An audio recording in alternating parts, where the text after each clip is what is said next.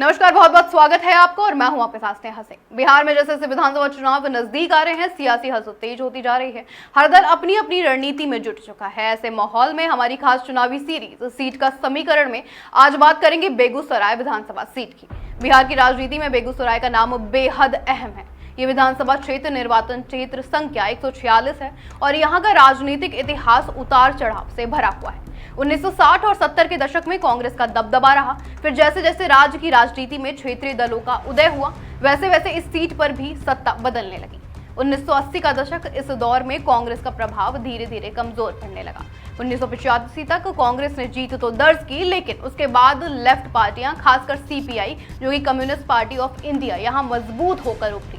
बेगूसराय को तो उस समय लेफ्ट का गढ़ कहा जाने लगा था, लेकिन 1990 का चुनाव जब पूरे बिहार में लालू यादव के नेतृत्व में जनता दल और बाद में राजद की लहर चली, तो बेगूसराय भी इससे अछूता नहीं रहा। सीपीआई और राजद के बीच यहां कड़ा मुकाबला होने लगा। कांग्रेस इस सीट से लगभग गायब हो गई। 1995 और 2000 में लेफ्ट दलों ने बेगूसराय में अपना वर्चस्व बनाए रखा। सीपीआई लंबे समय तक यहाँ की प्रमुख ताकत रही।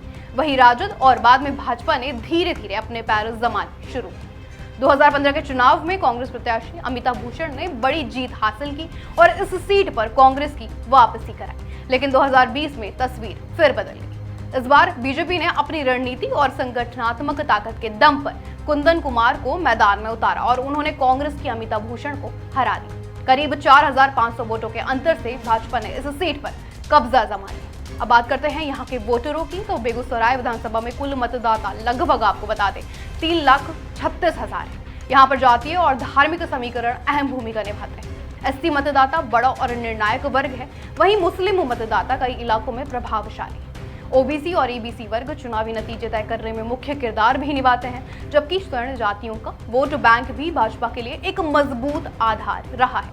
यानी समीकरण साफ है, जो उम्मीदवार एससी, मुस्लिम और पिछड़े वर्ग का वोट अपने पक्ष में एकजुट कर लेगा, वही बाजी मार सकता है। वर्तमान स्थिति की बात कर लेते हैं और उम्मीदवारों की। 2020 में जीत चुके भाजपा विधायक कुंदन कुमार इस बार भी टिकट के प्रबल दावेदार हैं। कांग्रेस की तरफ से एक बार फिर अमिता भूषण का नाम चर्चाओं में है। महागठबंधन के भीतर राजद और जेडीयू भी समीकरण साधने की कोशिश में है। ऐसे में ये सीट सीधी टक्कर वाली नजर आ रही है। तो बेगूसराय विधानसभा सीट पर मुकाबला बेहद दिलचस्प होने वाला है। भाजपा अपनी सत्ता बचाने की कोशिश करेगी तो कांग्रेस वापसी के इरादे से उतरेगी। जातीय समीकरण, विकास के वादे और उम्मीदवार की साख, यही सब मिलकर तय करेंगे कि जनता का जनादेश किसके पक्ष में जाएगा। फिलहाल बेगूसराय विधानसभा से इतना ही। मैं हूं स्नेहा सिंह और आप हमारी खास चुनावी सीरीज का समीकरण में फिर मिलेंगे एक नई सीट और नए राजनीतिक समीकरण के साथ। नमस्कार।